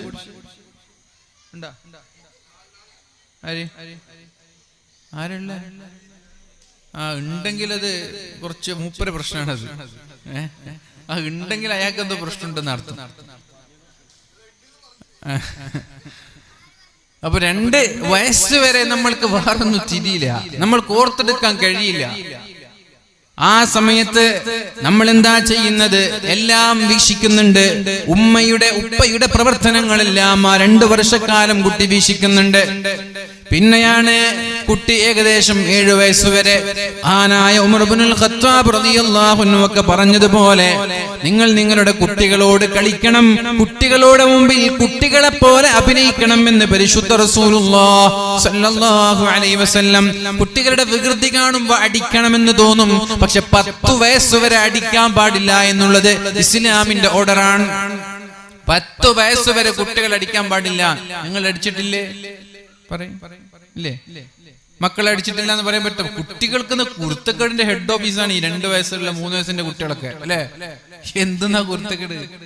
ഞാൻ പലപ്പോഴും കാണാറുണ്ട്, നിസ്കരിക്കാൻ തുടങ്ങിയാൽ വരും, നിസ്കരിക്കാൻ തുടങ്ങുമ്പോഴാണ് കുട്ടി വരിക. പിന്നെ അങ്ങോട്ട് മേലിൽ കയറി ചാടി എന്തൊക്കെ കളിക്കാന്നറിയാം. സലാം വിട്ടുന്നത് വരെ മുസല്ലയിൽ ഇരുന്നിട്ട് കളിയാ, കഴുത്തിൽ പിടിച്ച് തൂങ്ങുക, സുജൂദിൽ പോകുമ്പോ നേരെ ബാക്കിൽ കയറുക, എന്നിട്ട് എണീക്കുമ്പോ ഇങ്ങനെ കഴുത്ത് പിടിച്ചിട്ട് തൂങ്ങിട്ട് എണീക്കുക. ഒന്നും പറയണ്ട, ഇതന്നെ പരിപാടി. ഏത് റൂമിലുണ്ടായിരിക്കെ സുബഹിയല്ലാത്ത 5 നേരത്തെ നിസ്കാരം, 4 നേരത്തെ നിസ്കാരത്തിലും കുട്ടികളുടെ പരിപാടി ഇതാ. നമ്മൾക്ക് അവരെ ചിത്ത പറയാൻ പറ്റോ? പാടില്ല.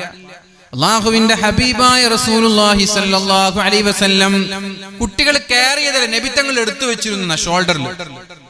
നബി സല്ലല്ലാഹു അലൈഹി വസല്ലമ തങ്ങൾ കുട്ടിയെയും കൊണ്ടുവരും റൂമിൽ നിന്ന് നിസ്കരിക്കാൻ, ഷോൾഡറിൽ വെച്ച് കൈകെട്ടും. നിങ്ങൾ ആലോചിച്ചു നോക്ക്, എങ്ങനെയാ നമ്മൾ അടിക്കുന്നത്?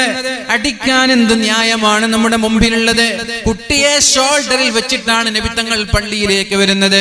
നിസ്കാരം തുടങ്ങും, അല്ലാഹുവിന്റെ ഹബീബ് റുകൂഇൽ പോകുമ്പോൾ ഷോൾഡറിലുള്ള കുട്ടിയെ എടുത്ത് താഴെ വെക്കും, എന്നിട്ട് സുജൂദിൽ പോകും, തിരിച്ച് നിസ്കാരത്തിലെ ഖിയാമിലേക്ക് കടന്നു വരുമ്പോൾ ആ കുട്ടിയെ എടുത്ത് വീണ്ടും ഷോൾഡറിൽ വെക്കാറുണ്ടായിരുന്നു അല്ലാഹുവിന്റെ ഹബീബായ മുഹമ്മദുർ റസൂലുള്ളാഹ് സല്ലല്ലാഹു അലൈഹി വസല്ലം. എന്തേ സ്വലാത്തില്ലാത്ത?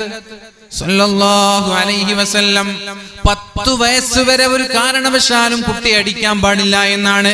പക്ഷേ നമ്മൾ അടിക്കുന്നത് അത് നമ്മുടെ കഴിവുകേടാണ്, കുട്ടിയുടെ പ്രശ്നമല്ല. നമ്മൾ അടിക്കുന്നുണ്ടെങ്കിൽ പ്രശ്നം നമ്മുടേതാണ്. നിങ്ങൾ പറയും അടിച്ചിട്ടില്ല, 10 വയസ്സ് വരെ കുട്ടി അടിച്ചിട്ടില്ല എന്ന് പറ. തിന്നാത്തതിന്റെ പേരിൽ, ഉറങ്ങാത്തതിന്റെ പേരിൽ, മതിലിലോ ചുമരിലോ വരച്ചിട്ടതിന്റെ പേരിൽ, നിസ്കാരത്തിലെ മുസല്ലയിൽ പോയി കാഷ്ടിച്ചതിന്റെ പേരിൽ, കല്യാണത്തിന് വേണ്ടി അണിഞ്ഞൊരുങ്ങി നല്ല വൃത്തിയായി ചൂരിദാറുമുട്ട് മേക്കപ്പ് ഒക്കെ ചെയ്തിരിക്കുമ്പോഴാണ് കയ്യിലുണ്ടാകുന്ന കുട്ടി ഡ്രസ്സിലേക്ക് മൂത്രമൊഴിക്കുന്നത്. അല്ലേ? എന്തൊക്കെയാണ് അവരുടെ കുരുത്തക്കേടെന്ന് നമ്മൾക്ക് ആലോചിക്കാൻ പോലും കഴിയില്ല. അത് ആസ്വദിക്കാൻ കഴിയണം, എന്നാ നല്ല രസമുണ്ടാവും. ഈ കുരുത്തക്കേടൊക്കെ ആസ്വദിക്കാൻ കഴിയണം. ഒരു ദിവസം നമ്മള് വീട്ടില് പിന്നെ നോക്കുമ്പോ പൗഡറിന്റെ ഒരു കുപ്പി എടുത്തിട്ട്, ഇതിന്റെ മൂടിയൊക്കെ എടുത്ത് മുഴുവനും നിലത്തിട്ടു. എന്നിട്ട് 2 കുട്ടികൾ ശരീരത്തിൽ മൊത്തം തേച്ച് അതിങ്ങനെ ഭാരിട്ട് ഇങ്ങനെ തിന്നാൻ, പൗഡർ ഇങ്ങനെ തിന്ന, മുഖവും ശരീരം മുഴുവനും പൗഡർ. നിലത്തൊക്കെ ആ പൗഡറിന്റെ ബോട്ടിൽ ഫുള്ള് കാലിയാ. ഇതൊക്കെ അവർക്ക് ഇതൊരു രസമാണ്. നമ്മളത് ആസ്വദിക്കാൻ കഴിഞ്ഞാൽ മാഷാ അല്ലാഹ്. അതല്ലാതെ അടുത്ത് പോയി അടിച്ചാൽ അത് അവരുടെ കരിയറിനെ ബാധിക്കുന്ന വിഷയമാണ്. അതിന്റെ പേരിൽ കുട്ടികളെ അടിക്കാൻ നിന്നാൽ അത് അവരുടെ ഭാവിയെ ബാധിക്കുന്ന വിഷയമാണ്. അതുകൊണ്ട് എന്റെ പ്രിയപ്പെട്ട സഹോദരങ്ങളെ, നിങ്ങൾ അടി നിർത്തണമെന്നാ എനിക്ക് പറയാനുള്ളത്. നമ്മൾക്ക് അടിച്ചു പോകൂട്ടോ. ഇത് പ്രാക്ടിക്കൽ ജീവിതത്തിൽ റിസ്ക് ആണ്, നല്ല റിസ്ക് ഉള്ള കാര്യമാണ്. അതുകൊണ്ട് തന്നെയാണ് അല്ലാഹുവിന്റെ ഹബീബായ നബി തങ്ങൾ പറഞ്ഞത്, ഉമ്മുക ഉമ്മുക ഉമ്മുക സുമ്മ അബൂക. ഒരു മകളായാലും മകനായാലും ഏറ്റവും കടപ്പെട്ടിരിക്കുന്നത് ഉമ്മയോടാണ്. രണ്ടാമതും ഉമ്മയോടാണ്, മൂന്നാമതും ഉമ്മയോടാണ്. എന്തുകൊണ്ട്? ഉമ്മമാർക്ക് അത്ര കഷ്ടപ്പാടുണ്ട്. അതുകൊണ്ടാണ് ഉമ്മമാരോട് പറഞ്ഞത്, 2 മക്കളെ പോറ്റി വളർത്തിയാൽ നിങ്ങൾ സ്വർഗത്തിലാണെന്ന്. 2 പെൺമക്കളെ പോറ്റി വളർത്തി, ദീനീ ബോധത്തോടുകൂടി പോറ്റി വളർത്തി കല്യാണം കഴിപ്പിച്ചു കൊടുത്താൽ നിങ്ങൾ സ്വർഗത്തിലാണെന്ന് വെറുതെ പറഞ്ഞതല്ല. മക്കളെ വളർത്താൻ ഒരുപാട് ത്യാഗമുണ്ട്, ഒരുപാട് പ്രയാസമുണ്ട്. ആണുങ്ങൾക്കൊരു പക്ഷേ ഈ പ്രയാസം അറിഞ്ഞുകൊള്ളണമെന്നില്ല. നിങ്ങൾ വീട്ടിലില്ല, ഒന്നുകിൽ ഗൾഫിലാണ്, അല്ലെങ്കിൽ മറ്റേതെങ്കിലും സ്ഥലത്താണ്, മുഴുവൻ സമയവും വീടിന്റെ പുറത്തായതുകൊണ്ട് മക്കളുടെ പല കുരുത്തക്കേടും നമ്മൾക്ക് കാണാനില്ല. നമ്മൾ കാണുന്നത് എന്താ? നമ്മൾ വരുമ്പോ ഓടിച്ചാടി ബാപ്പാതെ വിളിച്ച് ഓടിച്ചാടി വരുന്ന മക്കളുടെ ആ പുഞ്ചിരിക്കുന്ന മുഖം മാത്രമേ നമ്മൾ കാണുന്നുള്ളൂ. എന്നാൽ ഇവരുടെ എല്ലാവിധ കുരുത്തക്കേടും 18 അടവുകളും കാണുന്നത് ഉമ്മയാണ്. സ്വാഭാവികമായി ഉമ്മയ്ക്ക് അടുക്കളയിൽ ജോലിയുണ്ട്. ഭർത്താവിൽ നിന്നുള്ള ഏതെങ്കിലും ചീത്ത കേട്ടതിന്റെ ടെൻഷനുണ്ട്. ആ ടെൻഷനിന്റെ ഭാരമൊക്കെ ഭർത്താവിനെ അടിക്കാൻ കഴിയാത്തത് കൊണ്ട് 2 വയസ്സുള്ള 3 വയസ്സുള്ള കുട്ടിയെ അടിച്ചു തീർക്കുന്ന എത്രയോ ഭാര്യമാരുണ്ട്. അപകടമാണത്, അത് ഡേഞ്ചറാണ്. നിങ്ങളുടെ മക്കളുടെ ഭാവിയെ ബാധിക്കുന്ന വലിയ വിഷയങ്ങളാണത്. എന്റെ പ്രിയപ്പെട്ട ഉമ്മമാരെ, പരിശുദ്ധ ഇസ്ലാം പഠിപ്പിക്കുന്ന ഒരു ആശയം, നിസ്കരിക്കാൻ മക്കളെ 7 വയസ്സായാൽ പഠിപ്പിക്കണമെന്നാണ്. 7 വയസ്സായാൽ കുട്ടികളോട് നിസ്കരിക്കാൻ പറയണം. 8 വയസ്സായി, 9 വയസ്സായി, 10 വയസ്സായി, 10 വയസ്സ് വരെ അഥവാ 3 വർഷക്കാലം മക്കളോട് എല്ലാ നേരത്തും 5 നേരത്തും നിസ്കരിക്കാൻ നിങ്ങൾ പറയണം. 10 വയസ്സായി കഴിഞ്ഞ് നിസ്കരിച്ചില്ലെങ്കിലേ നിങ്ങൾ കടിക്കാൻ അനുവാദമുള്ളൂ എന്ന് പരിശുദ്ധ ഇസ്ലാം. 10 വയസ്സായി വയസ്സായി, സുബഹി നിസ്കരിക്കാൻ പറഞ്ഞു, കിടന്നുറങ്ങാൻ നല്ലൊരു അടി കൊടുത്തു. ഇസ്ലാം 10 വയസ്സാകുമ്പോൾ അടിക്കാൻ പറഞ്ഞത്. നമ്മൾ 2 വയസ്സാകുമ്പോൾ ബോധമില്ലാത്ത ഒന്നും തിരിയാത്ത ഈ കുട്ടികൾ നമ്മൾ അടിച്ചു തുടങ്ങുന്നുണ്ട്. അപ്പൊ നിങ്ങൾക്ക് ഇതിനെ കുറിച്ച് പഠിക്കണം. യൂട്യൂബിലൊക്കെ ക്ലാസ്സിൽ നല്ല പാരന്റിങ് ക്ലാസ്സുകൾ യൂട്യൂബിൽ ഉണ്ടാവും, അതടിച്ചാൽ മതി. മലയാളത്തില് പാരന്റിങ് ക്ലാസ്സുകൾ അടിച്ച ഇഷ്ടംപോലെ മക്കളെ വളർത്തുന്നതിനെ കുറിച്ചിട്ട് വ്യത്യസ്തരായ സൈക്കാട്രിസ്റ്റിന്റെയും അതുപോലെ തന്നെ ഡോക്ടേഴ്സിന്റെ ഒക്കെ പ്രഭാഷണങ്ങൾ ഉണ്ടാവും. അതൊക്കെ കേട്ടിട്ട് ജീവിതത്തിൽ പകർത്താൻ ശ്രമിക്കുക. നമ്മൾ മക്കളെ വളർത്തുന്നതിൽ വലിയ വീഴ്ച സംഭവിക്കുന്നുണ്ട്. അതുകൊണ്ടാണ് ചില കുട്ടികൾ കഞ്ചാവിന്റെ ബാക്കിലും, ചില കുട്ടികൾ മയക്കുമരുന്നിന്റെ ബാക്കിലും, ഈവൻ വ്യഭിചാരത്തിലേക്ക് വരെ പോകുന്നത് നമ്മുടെ വളർത്തലിന്റെ പ്രശ്നമാണ്. നല്ല ദീനീ ചിട്ടയോടെ വളർത്തിയ ഒരുപാട് ഉമ്മമാരുണ്ട് മക്കളെ. വളരെ ചെറുപ്പത്തിലെ അവരെ സുബഹി നിസ്കാരത്തിനു മുമ്പേ തഹജ്ജുദ് നിസ്കരിക്കാൻ വിളിച്ചു വളർത്തിയ ഉമ്മമാരുടെ ചരിത്രങ്ങളുണ്ട് ഇഷ്ടം പോലെ. യതീമക്കളായി വളർന്ന മൗലാന മുഹമ്മദ് അലി ജൗഹർ, ഷൗക്കത്ത് അലി, അതേപോലെ തന്നെ മഹാനായ ഇമാം ബുഖാരി തങ്ങളെ, മഹാനായ ഇമാം അബൂ ഹനീഫ തങ്ങളെ, അങ്ങനെ ഇസ്ലാമിക ചരിത്രത്തിലെ പ്രഗത്ഭരായ ഒരുപാട് മഹാന്മാരുടെ ചരിത്രം നമ്മൾ പഠിച്ചു നോക്കുമ്പോ എന്റെ പ്രിയപ്പെട്ട സഹോദരങ്ങളെ, ഉമ്മമാർ വളരെ കണിശമായി നല്ല ദീനീ ചിട്ടയോടുകൂടി മക്കളെ വളർത്തി എന്ന് കാണാൻ സാധിക്കും. എങ്ങനെ? കരഞ്ഞുകൊണ്ട് തന്റെ മക്കൾക്ക് വേണ്ടി തഹജ്ജുദ് നിസ്കരിക്കുന്ന ഉമ്മമാരെ കണ്ടിട്ടാണ് വീട്ടിലുള്ള മക്കൾ ഉണരുന്നത്. എന്നാൽ ഇന്നത്തെ ഉമ്മമാരിൽ എത്ര പേരുണ്ട് തഹജ്ജുദ് നിസ്കരിക്കുന്നവർ? ആരുണ്ടെന്ന് അറിയാം? മരിക്കാൻ കിടക്കുന്ന വയസ്സന്മാർ നിസ്കരിക്കുന്നുണ്ട്. മരിക്കാൻ കിടക്കുന്ന വയസ്സന്മാര് ആര്? പേരക്കുട്ടികളൊക്കെ ആയ തള്ളമാരായ ഉമ്മമാർ നിസ്കരിക്കുന്നുണ്ട്. കല്യാണം കഴിഞ്ഞിട്ട് പ്രായപൂർത്തി 15 വയസ്സ് മുതൽ 18 വയസ്സിന് കല്യാണം കഴിഞ്ഞ് അന്ന് മുതൽ എന്റെ തഹജ്ജുദ് നിസ്കാരം ഒന്നും ഒഴിവായിട്ടില്ല എന്ന് പറയാൻ ആർക്കാ കഴിയാ? തഹജ്ജുദ് നിസ്കരിച്ച് കരഞ്ഞു ദുആ ചെയ്യണം മക്കളുടെ നന്മയ്ക്ക് വേണ്ടി, മക്കൾ നന്നാവാൻ വേണ്ടി, മക്കൾ സ്വാലിഹീങ്ങളാവാൻ വേണ്ടി, മക്കൾ സമുദായത്തിന് ഉപകരിക്കുന്ന മക്കളാവാൻ വേണ്ടി. നിങ്ങളുടെ കരച്ചിൽ കാണണം ആര്? നിങ്ങളുടെ മക്കൾ കാണണം എന്റെ ഉമ്മ ദുആ ചെയ്യുന്നത് എനിക്ക് വേണ്ടിയാണെന്ന്. മക്കൾ അറിയണം എന്റെ ഉമ്മ പ്രാർത്ഥിക്കുന്നത് എനിക്ക് വേണ്ടിയാണെന്ന്. മക്കൾ അറിയണം എന്റെ ഉമ്മ കരയുന്നത് എന്റെ നന്മയ്ക്ക് വേണ്ടിയാണ് എന്ന് മക്കൾ അറിയണം. നമ്മുടെ കരച്ചിൽ കേട്ട് തഹജ്ജുദ് നിസ്കാരത്തിനുണരുന്ന മക്കൾ, അങ്ങനെ ഒരു സാഹചര്യം നമ്മുടെ വീട്ടിലുണ്ടാവണം. പിന്നെ നമ്മുടെ മക്കൾക്ക് പഠിപ്പിക്കേണ്ടത് സമ്പത്തുണ്ടാക്കാനല്ല, വിദ്യ അഭ്യസിക്കാനാണ് മക്കളെ പഠിപ്പിക്കേണ്ടത്. ഒരുപാട് സമ്പത്തുണ്ടാക്കണം, ബിസിനസ് നടത്തണം എന്നുള്ള ചിന്തയല്ല നമ്മുടെ മക്കൾക്ക് നമ്മൾ നൽകേണ്ടത്. എന്തായാലും കുഴപ്പമില്ല, പൈസ ഉണ്ടാക്കിയാ മതി എന്ന ചിന്ത നമ്മുടെ സമൂഹത്തിൽ നിന്ന്, നമ്മുടെ സമുദായത്തിൽ നിന്ന് മാറണം. സത്യം പറഞ്ഞാൽ നമ്മുടെ മക്കൾ വഴികേടിലാകുന്നത് സുഹൃത്തുക്കളിലൂടെയാണ്. ഏതൊരാളുടെയും സ്ട്രെങ്ത് എന്ന് പറയുന്നത്, ഏതൊരാളുടെയും ശക്തി എന്ന് പറയുന്നത് അയാളുടെ സൗഹൃദ ബന്ധമാണ്. സൗഹൃദ ബന്ധം നാളെ ആഖിറത്തിൽ ഉപകരിക്കുമെന്ന് പരിശുദ്ധ റസൂലുള്ളാഹ്. വറജുലാനി ഫില്ലാഹിൽ കരീമി തഹാബബാ ബിഹാലി ഇഫ്തിറാഖിൻ മിൻഹുമാ വവിസാലി. 2 സുഹൃത്തുക്കൾ അല്ലാഹുവിന്റെ മാർഗത്തിൽ സ്നേഹിച്ചാൽ അല്ലാഹു തആല അവർക്ക് അർശിന്റെ തണൽ നൽകുമെന്ന് മുഹമ്മദ് മുസ്തഫ. 2 സുഹൃത്തുക്കൾക്ക്, ഫ്രണ്ട്സിന് അർശിന്റെ തണൽ കിട്ടുന്ന. അഥവാ നിനക്ക് സ്വർഗം നൽകുന്നതും നിന്റെ സുഹൃത്താണ്, നിനക്ക് നരകം നൽകുന്നതും നിന്റെ സുഹൃത്താണ്. കഞ്ചാവിന്റെ വിൽപ്പനക്കാരായി ആൺകുട്ടികളും പെൺകുട്ടികളും മാറുന്നത് പൈസയ്ക്ക് വേണ്ടിയിട്ടാണ്, സമ്പത്തിന് വേണ്ടിയിട്ടാണ്. അപ്പൊ പൈസ വേണം സ്കൂളിൽ അടിച്ചു പൊളിക്കാൻ, കോളേജിൽ അടിച്ചു പൊളിക്കാൻ, സമ്പത്ത് വേണം. വീട്ടിൽ നിന്ന് സമ്പത്ത് കിട്ടുന്നില്ല. അപ്പൊ എന്താ ചെയ്യുന്നത്? സമ്പത്ത് കിട്ടാനുള്ള വഴി ആലോചിക്കുന്നത്. അപ്പൊ ചില ആളുകൾ ബൈക്ക് മോഷ്ടിക്കുന്നു, ചില ആളുകൾ കഞ്ചാവ് വിൽപ്പന നടത്തുന്നു, ചില ആളുകൾ ശരീരം വിൽക്കുന്നു, ചില ആളുകൾ മോഷണം നടത്തുന്നു. ഈ രീതിയിൽ എങ്ങനെയെങ്കിലും അടിച്ചു പൊളിച്ചു ജീവിക്കാൻ വേണ്ടി, സമ്പത്തുണ്ടാക്കാൻ വേണ്ടി ഹലാലും ഹറാമും ശ്രദ്ധിക്കാതെ ജീവിക്കുന്ന എത്രയോ ആളുണ്ട്. അപ്പൊ മക്കൾക്ക് ഒന്നാമതായും രണ്ടാമതായും മൂന്നാമതായും വീട്ടിൽ നിന്ന് കിട്ടേണ്ട നിർദ്ദേശം ഒരിക്കലും ഹറാമായ സമ്പാദ്യം സമ്പാദിക്കരുത് എന്ന ഒരു സന്ദേശം വീട്ടിൽ നിന്ന്, മാതാപിതാക്കളിൽ നിന്ന് മക്കൾക്കുണ്ടാവണം. പട്ടിണി കിടന്നാലും കുഴപ്പമില്ല, പട്ടിണി കിടന്ന് മരിച്ചാലും കുഴപ്പമില്ല, ഹറാമായ ഒരംശം പോലും നമ്മുടെ വയറ്റത്തേക്ക് കയറരുത് എന്നുള്ളൊരു സന്ദേശം ഉമ്മമാരിൽ നിന്ന് മക്കൾക്ക് കിട്ടണം. പണമല്ല വലുത്, വിദ്യാഭ്യാസമാണ് വലുത്. പണമല്ല വലുത്, കൾച്ചറാണ് വലുത്, സംസ്കാരമാണ് വലുത്. പണമല്ല വലുത്, അദബാണ് വലുത് എന്ന് മക്കളെ പഠിപ്പിച്ചു കൊടുക്കണം. എല്ലാവരും വിചാരിക്കുന്നത് പണമാണ് വലുത് എന്നാണ്, പണമുണ്ടായാൽ എല്ലാമായി എന്നാണ്. ഇല്ല മുഅ്മിനീങ്ങളെ, പണമുണ്ടായാൽ ഇവിടെ ഒന്നും സംഭവിക്കുന്നില്ല. വിദ്യാഭ്യാസമാണ് വളരെ പ്രധാനം. വിദ്യാഭ്യാസമാണ് വളരെ പ്രധാനം. വിദ്യാഭ്യാസത്തിന്റെ മുന്നിൽ ഒരു പരുന്തും പറക്കൂല, ഒരു പണവും പറക്കൂല. പണമുള്ളവനല്ല വാല്യൂ ഉള്ളത്, വിദ്യാഭ്യാസമുള്ളവനാണ്. അതുകൊണ്ട് പഠിക്കാൻ നമ്മുടെ മക്കളെ പ്രോത്സാഹിപ്പിക്കുക. വായനാശീലം നമ്മുടെ വീട്ടിൽ വളർത്തുക. നമ്മുടെ മക്കൾ വീട്ടിൽ വായിച്ചു വളരട്ടെ. എന്റെ പ്രിയപ്പെട്ട സഹോദരങ്ങളെ, ഉമ്മമാരിൽ നിന്ന് വായന പഠിക്കണം നമ്മുടെ മക്കള്. നിരന്തരമായി വായിച്ചു കൊണ്ടിരിക്കുന്ന ഒരാൾ, നിരന്തരമായി വായിച്ചു കൊണ്ടിരിക്കുന്ന ഒരു മാതാവാണെങ്കിൽ, പുസ്തകം വായിക്കുന്ന മാതാവ് ശ്രദ്ധിക്കണം, പുസ്തകം വായിക്കുന്ന ഒരു മാതാവ്, ആ മാതാവിൽ നിന്നാണ് മക്കൾ കണ്ടുപഠിക്കുന്നത്.